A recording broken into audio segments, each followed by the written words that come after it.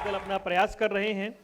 वो जरूर चाहेंगे कि जो पंजाब की हवा है वो हरियाणा में आए और उनके साथी या उनके विपक्षी चाहेंगे कि हिमाचल जैसी हवा हरियाणा में रहे, लेकिन प्रयास जारी है। इस बीच अब मैं मंच पर आमंत्रित करने जा रहा हूं आम आदमी पार्टी के हरियाणा के प्रभारी राज्यसभा सांसद सुशील गुप्ता जी को।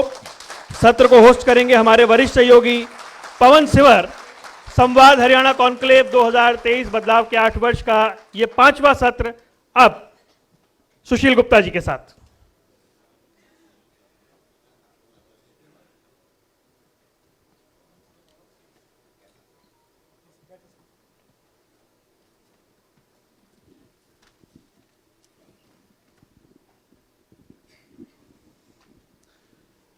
जनता टीवी के संवाद कॉन्क्लेव 2023 बदलाव के 8 वर्ष को आगे बढ़ाते हैं और इस वक्त हमारे साथ नए मेहमान जुड़े हैं। हरियाणा में आम आदमी पार्टी के प्रभारी हैं और राज्यसभा सांसद हैं सुशील गुप्ता।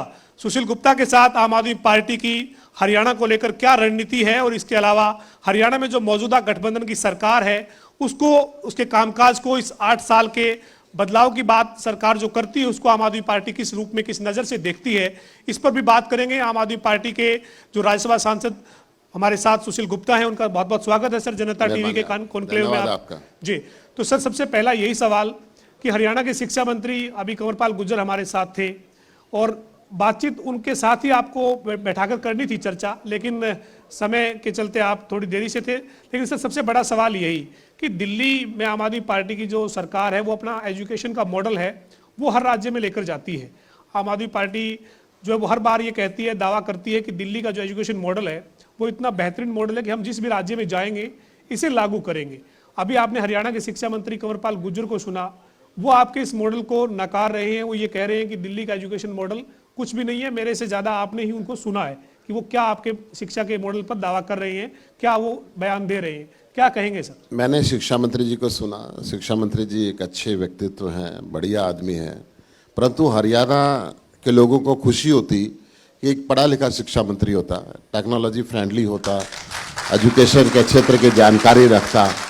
अगर हरियाणा को अंडर ग्रेजुएट शिक्षा मंत्री मिलेंगे तो हरियाणा शिक्षा में कहाँ जाएगा, आप विचार लगा सकते हैं। मैंने अंत में उनकी 2-3 बातें सुनी जब मैं आया हूं जी। तो उन्होंने कहा कि हमने QR कोड लगाया है, अपराधी तुरंत पकड़ा जाएगा। अगर बच्चों को अपराधी की नजर से देखेंगे तो ये बहुत दुर्भाग्य का विषय होगा। लेकिन सर नकल रोकने की बात उन्होंने की है। नकल इस तरह से नकल की, अगर रोकने के लिए कोई QR कोड या कोई टेक्नोलॉजी अपनाई जा रही है तो बहुत अच्छी बात है, परंतु बच्चे को अपराधी की दृष्टि से देखना ये कहीं भी दुनिया के सभ्यता के अंदर नहीं होता। बच्चों को हमें मौका देना पड़ेगा, अच्छे संसाधन देने पड़ेंगे, बढ़िया टीचर्स देने पड़ेंगे, इंफ्रास्ट्रक्चर देना पड़ेगा, तो बच्चा नकल नहीं मारेगा। बच्चे के टीचर स्कूल्स में है नहीं, उसकी जिंदगी खराब होती है, उसको अच्छा करिकुलम दिया नहीं गया जी। स्कूलों के अंदर बिजली नहीं है, पानी नहीं है। आज भी आजादी के 75 साल बाद हरियाणा में बच्चे फर्श पे बैठते हैं, टाट पट्टी पे बैठते हैं, इनकी विधानसभा क्षेत्र के अंदर खुद बैठते हैं। मैं कहता हूं बच्चों को अपराधी की दृष्टि से ना देखें, बच्चों को भारत के भविष्य की दृष्टि से देखें तो ज्यादा बढ़िया होगा। शिक्षा मंत्री जी ने एक बात और कही अभी जी, जो मैं सुन रहा था, मैंने उनके पॉइंट नोट किया, अगर वो बेहतर होता यहाँ पे रुकते। 10 में से 1 स्कूल में साइंस देंगे जी। क्या बात तो मैंने उनसे बात भी की कि साइंस स्ट्रीम बंद करने के आरोप भी लग रहे हैं, विपक्ष भी कहता है, बच्चे भी कहते हैं। शिक्षा मंत्री जी ने खुद माना, खुद कह के गए यहाँ पे इसी मंच पे कि 10 में से 1 स्कूल के अंदर हम साइंस देंगे। हर स्कूल में तो अध्यापक नहीं है, इंफ्रास्ट्रक्चर नहीं है। अगर ये साइंस के विद्यार्थियों के लिए इंफ्रास्ट्रक्चर नहीं दे सकते जी, उस गांव के बच्चे को 10 गांव पार करके जाना पड़ेगा। हर स्कूल, गांव में तो स्कूल भी नहीं है, हो सकता है 50 गांव पार करके जाना पड़े। बार बार शिक्षा मंत्री जी ने एक बात कही कि मैं एक बात को मानता हूं कि टीचर्स की कमी है, हम उसको पूरा कर लेंगे। कब पूरा कर लेंगे साहब? आपका दूसरा टर्म इस सरकार का खत्म होने वाला है, बीजेपी की सरकार का। आप कहते हैं हम पूरा कर लेंगे। मैं कहूँ तो इनके कुछ आंकड़े में नोट करके लाऊं। आपके पास अगर कोई आंकड़े, सरकार का ये कहना है, शिक्षा मंत्री अभी कह रहे थे कि हमारे पास जो टीचर्स की कमी है वो करीब 8000 का हमने विज्ञापन जो है मैं इन्हीं के पोर्टल के आंकड़े आपको बताता हूँ। हरियाणा में 2022 में 10वीं क्लास के 87,090 बच्चे फेल हुए जी। 32,501 बच्चों की कंपार्टमेंट आई जी। 10वीं क्लास का रिजल्ट 64.59% था, जिसमें लड़कियां 69% और लड़के 60%। जी।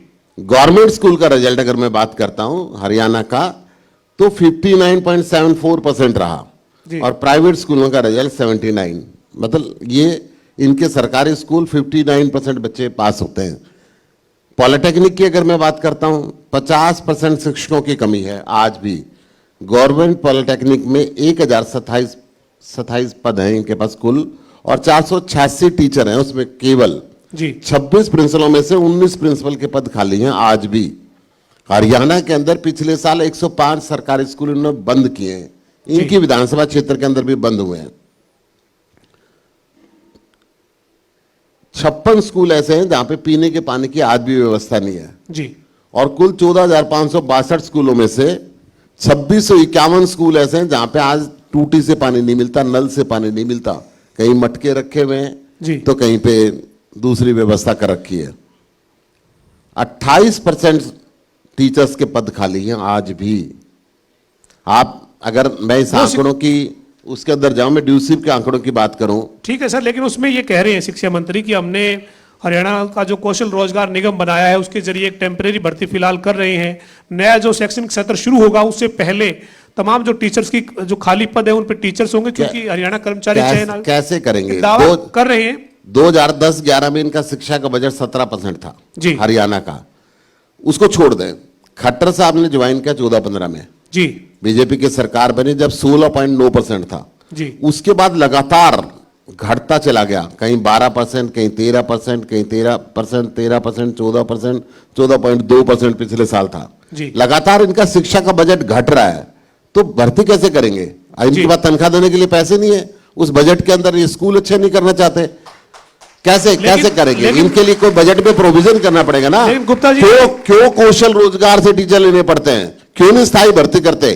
क्यों अनट्रेन टीचर्स को के साथ लेके बच्चों का भविष्य खराब कर रहे हैं? लेकिन आप गुप्ता जी जिस दिल्ली के स्कूल एजुकेशन की या जो स्कूल के जो आपका मॉडल है उसकी बात करते हैं, उस पर अभी हाल ही में जो रिपोर्ट एक आपने देखी है, जो अभी एक रिपोर्ट आई है, उसमें तो दिल्ली का जो एजुकेशन मॉडल है उसको बिल्कुल फ्लॉप बताया गया है और ये कहा गया है कि दिल्ली सरकार के पास कुछ गिने चुने स्कूल है, बाकी एनडीएमसी देखती है वहां पर। दिल्ली के एजुकेशन मॉडल की अमेरिका के अखबार तारीफ करते हैं, न्यूयॉर्क टाइम्स का फर्स्ट पेज पे आता है। मैं सुनिए, मैं आपको बता दूं, दिल्ली के अंदर मैं अगर आप कंपैरिजन दोगे दिल्ली के अमेरिका के साथ तुलना करने की बजाय हरियाणा, पंजाब या फिर मैं कह रहा हूं जी, दिल्ली के अंदर सीबीएसई बोर्ड है भारत सरकार का जी, और हमारा 12वीं क्लास का रिजल्ट 99.21% आया है जी, 10वीं क्लास का रिजल्ट 98.21% आया है जी, ये भारत सरकार का है। लेकिन इसकी सर दिल्ली में आपकी जो आम आदमी पार्टी की सरकार है वो कितने स्कूल की व्यवस्था देखती है? कितने स्कूल है, संख्या कितनी है उनकी? देखिए,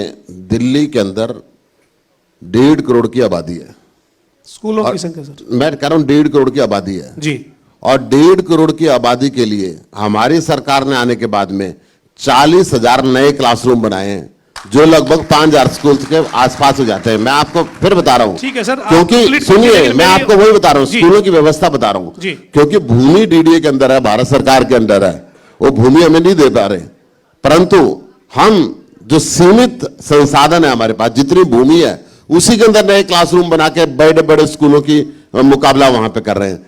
दिल्ली के बच्चों को बिजनेस ब्लास्टर सिखाया जाता है, दिल्ली के बच्चों को पैसे देके ऐसे मॉडल बनवाए जाते हैं कि वो नौकरी देने वाले नहीं, नौकरी करने वाले बने। दिल्ली के स्कूलों के अंदर आज आईआईटी, एमबीबीएस, इंजीनियरिंग के विभिन्न छात्र थोक मात्रा में निकल रहे हैं। ये कह रहे हैं ना हम प्राइवेट स्कूलों का मुकाबला करेंगे जी, ये कह रहे हैं हम करेंगे, अगली बार सरकार की योजना बना रहे हैं। दिल्ली के अंदर 4 लाख बच्चे प्राइवेट स्कूलों को छोड़ छोड़ के सरकारी में भर्ती हो गए कि सरकारी स्कूल अच्छे हो गए। सर मेरा सवाल सिर्फ वही है, आप आंकड़ों को घुमा फिरा कर बता रहे हैं, 40,000 क्लासरूम बता रहे हैं आप। मैं ये पूछ रहा हूं सर कि आपके पास, दिल्ली की सरकार के पास, दिल्ली में कितने स्कूल हैं जिनकी आप व्यवस्था देखते हैं? चूंकि सर मेरी जानकारी के मुताबिक उनकी संख्या सैकड़ों में है। हरियाणा की अगर बात करें तो 15,000 से भी ज्यादा सरकारी स्कूल हैं सर, जो सरकार को देखने हैं। पूरे प्रदेश का दायरा 15,000 से ज्यादा स्कूल और उसके बाद आपके दिल्ली के स्कूलों की संख्या बता दीजिए सर कि कितने आप स्कूल हैं जिनकी आप व्यवस्था देखते हैं।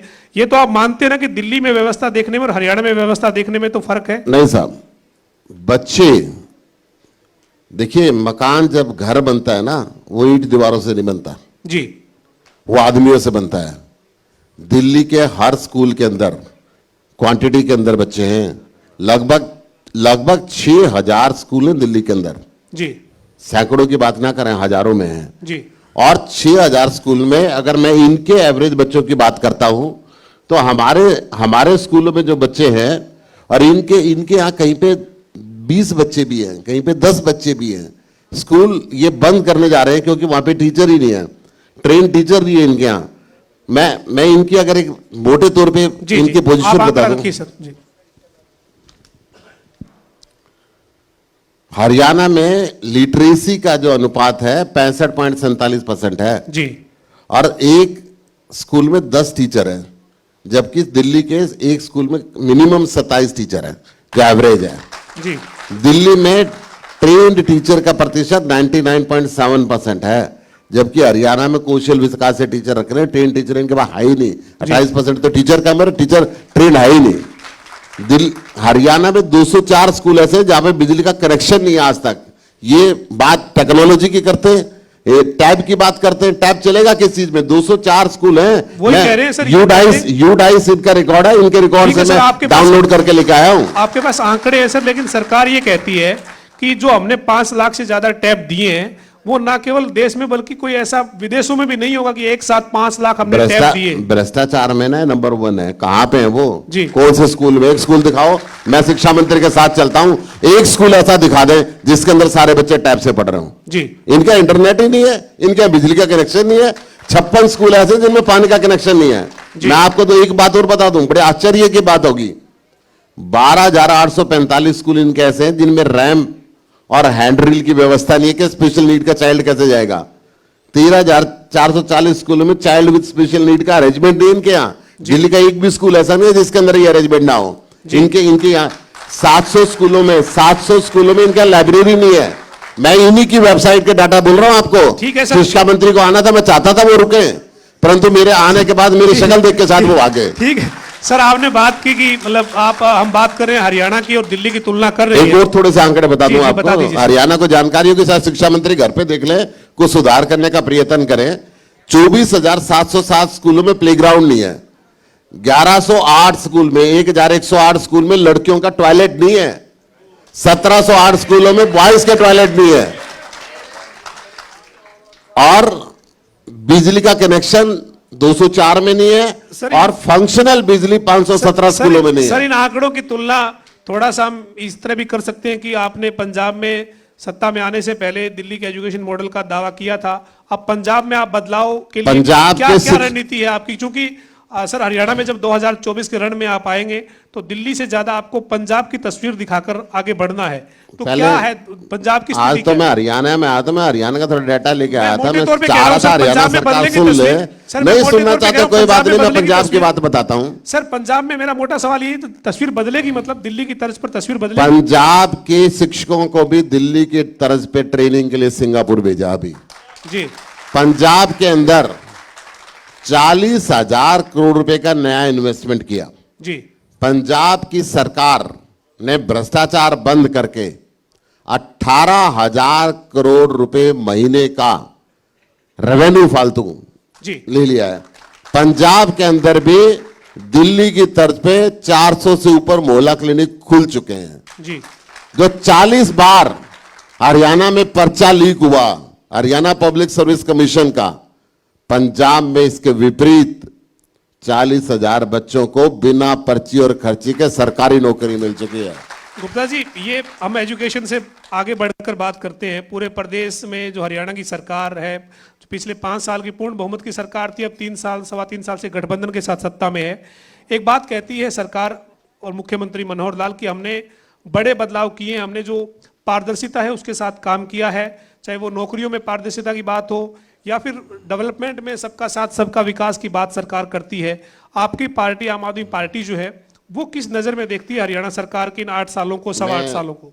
हरियाणा सरकार के मुख्यमंत्री ने कहा कि पारदर्शिता देखती है नौकरियों में। जी बहुत खेद के साथ मुझे कहना पड़ता है, इस देश के अंदर पहले ऐसे मुख्यमंत्री हैं जहां के पब्लिक सर्विस कमीशन के इनके राज में 30 बार पेपर लीक हुए। जब खर्ची और पर्ची की सेटिंग नहीं तो पेपर लीक हो जाती है, बच्चों को नौकरी नहीं मिलती, ओवर एज हो जाते हैं और फिर वो अपराध की व्यवस्था के अंदर या नशे की व्यवस्था के अंदर जाने के लिए मजबूर हो जाते हैं।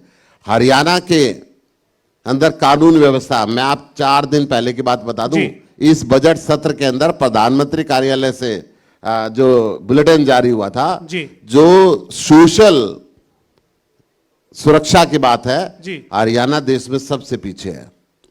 बेरोजगारी में हरियाणा नंबर 1 है। अपराध की हरियाणा राजधानी बन चुका है। हरियाणा के अंदर हरियाणा का मुख्यमंत्री जब शिक्षा मंत्री बच्चों को अपराधी बोलता है जी, और हरियाणा का मुख्यमंत्री किसान को आतंकवादी और खालिस्तानी बोलता है। हरियाणा का मुख्यमंत्री बोलता है कि ये किसान नहीं, इनकी जड़ चीन में और पाकिस्तान के अंदर है।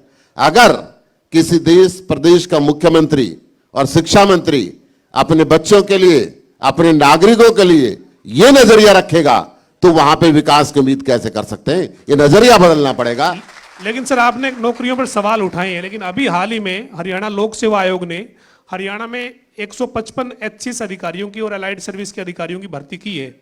और पूरी सूची में आपकी पार्टी ने भी होमवर्क किया होगा या फिर दूसरे राजनीतिक दल भी होमवर्क कर रहे हैं जो विपक्ष में है। कोई ऐसे चेहरे इस बार निकल कर नहीं आ रहे कि कोई किसी का भतीजा हो, कोई किसी का बेटा हो, कोई किसी का नजदीकी रिश्तेदार हो। हाँ, और सरकार ये कहती है, इसी दम पर सरकार कहती है कि अभी जो तमाम जो भर्तियां हम करते हैं मेरिट पर करते हैं, पारदर्शिता के साथ भर्ती करते हैं। आप देखिए सर, 155 HCS और अलाइड सर्विस की भर्ती करना और उसमें कोई ऐसे चेहरे निकल कर नहीं आना, या आप जैसे राजनीतिक दल घेर लेते हैं, जब रिजल्ट आता है सारी लिस्ट सामने आ जाती है। मैं वही बता रहा हूं जी। अभी 10 दिन पहले पशु चिकित्सक का परीक्षा पेपर लीक हुआ, हाईकोर्ट ने भी उसके रिजल्ट पे वो लगाया। उसके पेपर बिहार में बने थे और वहां ट्रेनिंग दी गई थी। अब भी इनके रिश्तेदार इसलिए नजर नहीं आए कि इंपोर्ट किए। हरियाणा के लोगों को तो लायक समझते ही नहीं है मुख्यमंत्री। तो इस बार जो मेरिट पे बच्चे आए हैं उनको आप मतलब ये मानते हैं? मैं ये कह रहा हूं कि नहीं, हरियाणा के बच्चे क्यों नहीं, हरियाणा के अंदर हरियाणा के बच्चे क्यों नहीं, वो बाहर से क्यों लाने पड़ते हैं? हरियाणा वालों को वेटेज क्यों नहीं दी जाती? मैं ये बात दावे के साथ कह सकता हूं कि हर प्रदेश का जो सेवा आयोग होता है, पब्लिक सर्विस कमीशन होता है, उस प्रदेश के बारे में कोई क्वेश्चन पूछता है, उस प्रदेश के विषय में कोई उसके अंदर प्रश्नावली के अंदर होता है। परंतु हरियाणा एक ऐसा राज्य है इसमें हरियाणा के विषय में कुछ नहीं पूछा जाता। क्यों भाई? हरियाणा से इतनी नफरत क्यों है? हरियाणा के पब्लिक सर्विस कमीशन के चेयरमैन पे सीधे सीधे आरोप लगे कि पैसे साहब यहां देने पड़ते हैं, और उसने कहा जी पैसे ऊपर देने पड़ते हैं। हरियाणा की विधानसभा में चैट गुंजी कि साहब पैसे मुख्यमंत्री कार्यालय के अंदर गए, क्यों नहीं इस के ऊपर ईडी की, सीबीआई की जांच हुई? क्यों नहीं इस पे जांच का आज तक वो क्रम आगे बढ़ा? और वही क्रम रुका नहीं। ये तो बात मैं 6 महीने पहले की बात, पुरानी बात कर रहा हूं जी। आज तक लगातार वो पेपर लीक हो रहे हैं। एक मुख्यमंत्री के 10 साल के शासन में 30 बार पेपर लीक हुए, मतलब हर महीने पेपर लीक हो रहा है ना जी, एक से ज्यादा पेपर लीक हो रहा है। What is mean by that? आप इसको कहीं ना कहीं विचार करना पड़ेगा कि हरियाणा को किस दिशा के अंदर ले जा रहे हैं। हरियाणा के अंदर खनन माफिया हो रहा है, अभी जगह जगह लोगों को मार दिया जाता है। हरियाणा के अंदर कल भी भिवानी में 2 लोगों को जिंदा जला दिया गया। हरियाणा के अंदर हर जगह रिश्वत का बाजार गर्म हो गया है।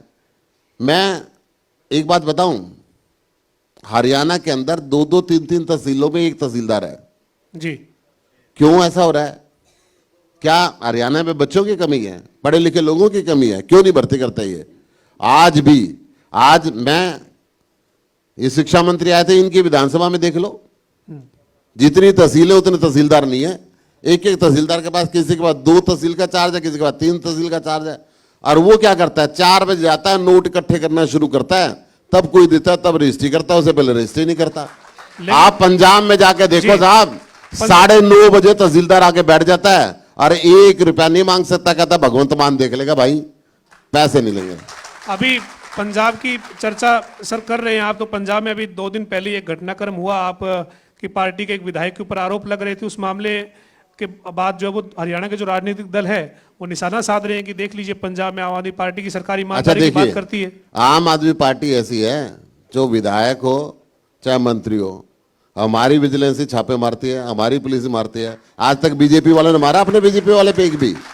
कैसे व्यवस्था सुधारेंगे? ये तो चोरों को बचाते हैं और हम चोरों को पकड़ते हैं। कोई हो, बीजेपी इसके अपोजिट में ये दावा करती है सर कि हमने कर्मचारी चयन आयोग में या लोक सेवा आयोग में जब हमें धांधली की शिकायत मिली तो हमने लोक सेवा आयोग से भी अधिकारियों को पकड़ा और कार्रवाई की। क्या कार्रवाई करी? जेल में भेजा किसी को? किसी को भेजा? किसी के पीछे सीबीआई लगाई? अरे साहब क्या कार्रवाई करें? मुख्यमंत्री पास में बैठा के उनको न्योता देते हैं रोज। ये कार्रवाई नहीं होती। कार्रवाई ये होती है जैसे आम आदमी पार्टी करती है, जेल के अंदर भेज देना। तो इस 8 साल में आप हरियाणा को कहां देखते हैं? मतलब बीजेपी के और गठबंधन के इस कार्यकाल को आप कहां देखते हैं? हरियाणा किस? हरियाणा कृषि प्रधान देश है जी। हरियाणा का एक एक किसान नाराज है। हरियाणा के अंदर आज भी खेत के अंदर टमाटर 2.5 रुपए किलो बिक रहा है, गोभी 2 रुपए किलो बिक रही है। मंडी तक आते हुए चाहे 15 रुपए किलो मिले, परंतु उस किसान की क्या गलती है? आजादी को 75 साल हो चुके हैं। अमेरिका का किसान, ऑस्ट्रेलिया का किसान हेलीकॉप्टर से अपने खेत में छिड़काव करता है, यूरोप का किसान मर्सिडीज कार से अपने खेत में जाता है, परंतु मेरे हरियाणा का किसान का सवेरे 4 बजे अगर पानी का नंबर आता है, उसका बढ़िया जूती पैर में पहनने के लिए नहीं होती, वो हेलीकॉप्टर का और मर्सिडीज के तो सपने नहीं देखता। इस स्थिति के अंदर आज इन्होंने हरियाणा प्रदेश को ला दिया है कि छापेमारी करते हैं गरीब आदमी के यहाँ पे, और इतना प्रताड़ित करते हैं कि धमतान गांव में उस किसान को आत्महत्या करनी पड़ी। ऐसा ऐसा ऐसा अत्याचार। दिल्ली के अंदर तो बिजली फ्री है, पंजाब के अंदर भी बिजली फ्री है, हरियाणा के अंदर बिजली के कारण से आत्महत्या करनी पड़े। इस पर ये कहती है सरकार की जो ये फ्री वाला कल्चर है ये नहीं डेवलप करना चाहिए, लोगों को फ्री की आदत नहीं डालनी चाहिए, लोग जो वो पे करें लेकिन सुविधाएं मिले लोगों को। ये बात आपने बहुत दुरुस्त कही। लेकिन फ्री अदानी को 80,000 करोड़ रुपए दे दो और माफ कर दो, उस पर चर्चा भी ना करो।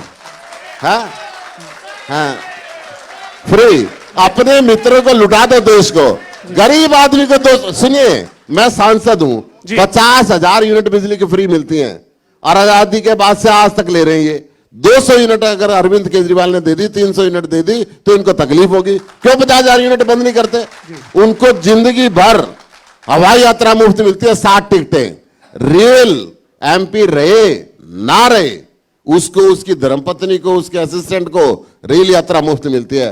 अरविंद केजरीवाल ने 50 रुपए की टिकट फ्री कर दी तो इनको तकलीफ होगी। अरे साहब, ये जनता का पैसा है, ये जनता का देश है, ये लीडरों का देश नहीं है कि खाओ लुटाओ, उनके मित्र करोड़ों रुपए लेके भाग जाओ। परंतु नहीं साहब, अदानी के बारे में कुछ बोला तो देशद्रोह हो जाएगा। क्यों? वाह भाई वाह। गुप्ता जी हरियाणा पे लौटते हैं वापस। हरियाणा की बात हम करते हैं, दोबारा लौटते हैं हरियाणा पर।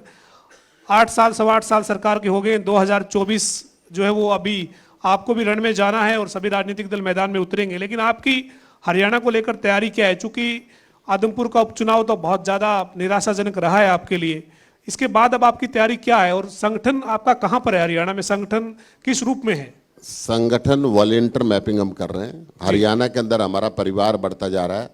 जब परिवार बढ़ता है तो बाकी लोगों को एडजस्ट करने के लिए संगठन को हमने भंग किया और संगठन का पुनर्निर्माण का कार्य हम अप्रैल के अंदर शुरू कर देंगे। जहां तक सरकार की बात है जी, हरियाणा के लोग हर गांव में, आप एक बार 6250 गांव में चक्कर लगा लो जी, एक भी गांव में एक ऐसा व्यक्ति नहीं मिलेगा जहां पे खट्टर की बुराई करने वाला आदमी ना हो, और एक भी गांव में एक ऐसा आदमी नहीं मिलेगा कि अरविंद केजरीवाल की तारीफ करने वाला ना हो। मैं 6200 गांव के चैलेंज करता हूं जी, आप मेरे साथ चलो। अरविंद केजरीवाल जो हरियाणा का लाल है, उसका हर गांव में हर आदमी तारीफ करता है। क्यों? क्योंकि वो जनता का काम करता है। जनता के लिए अच्छी बिजली, अच्छी शिक्षा, अच्छी चिकित्सा, अच्छी नौकरी, अच्छी पढ़ाई और 24 घंटे जनता का ख्याल। ये क्या करते हैं? जाति पे, धर्म पे बांट देते हैं, वो जहर उगलते रहते हैं। तारीफ को वोट में तब्दील करना भी तो बड़ी चुनौती है ना। आदमपुर का नतीजे उपचुनाव के जो थे उसकी मैं बात कर रहा हूं, तो जो मैं आदमपुर का जवाब दे दूं, उनकी बुराई है वो वोट के नतीजों में तब्दील करना। वोट के नतीजों के तब्दील, आम आदमी पार्टी को ना व्यवस्था बदलने के लिए जाना जाता है जी।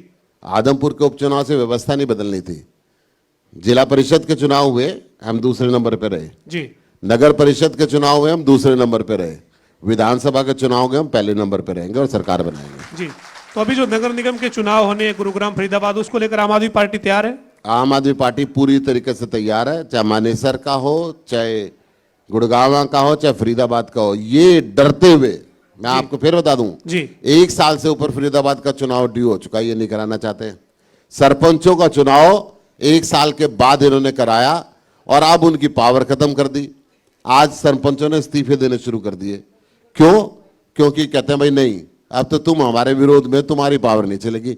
ये लोकतंत्र की हत्या करते हैं। लेकिन सरकार दिल्ली के अंदर पारदर्शिता भी बता रही है इसको, सरकार पारदर्शिता बता रही है इसको कि पारदर्शिता आएगी गांव में। मतलब 4 साल का चुनाव, 3 साल का चुनाव, उसको 1 साल लेट कर दो, पारदर्शिता है?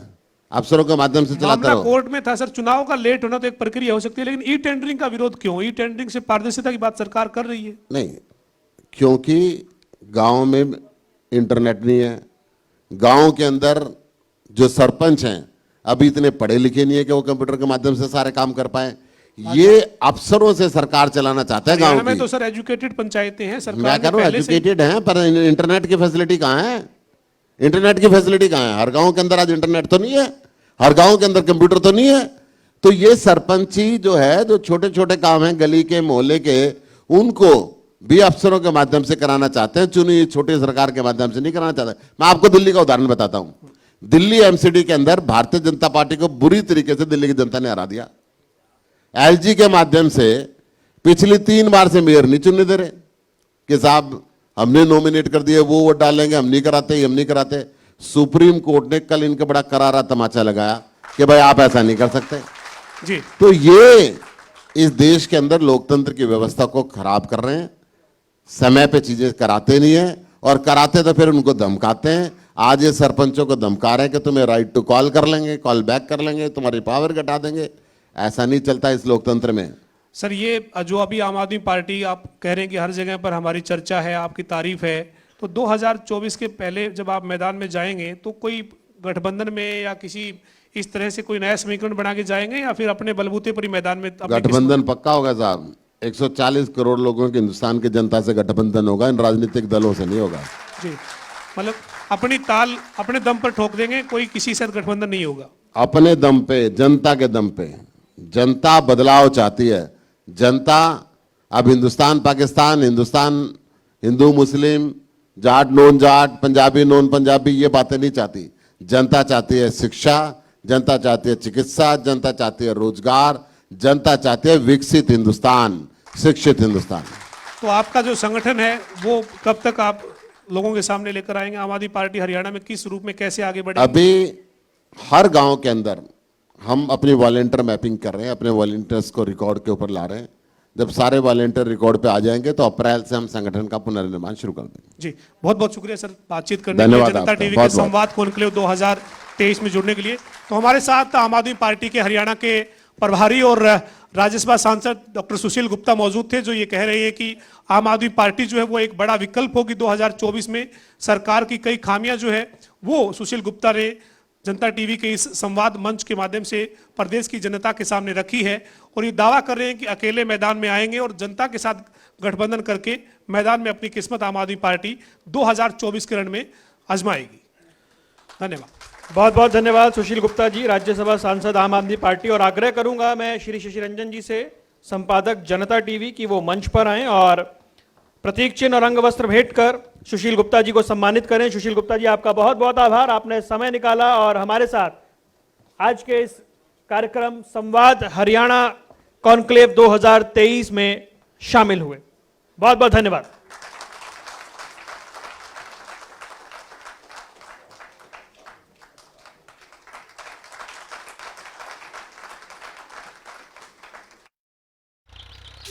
पंजाब, जिसे भारत का फुटबॉल कहा जाता है,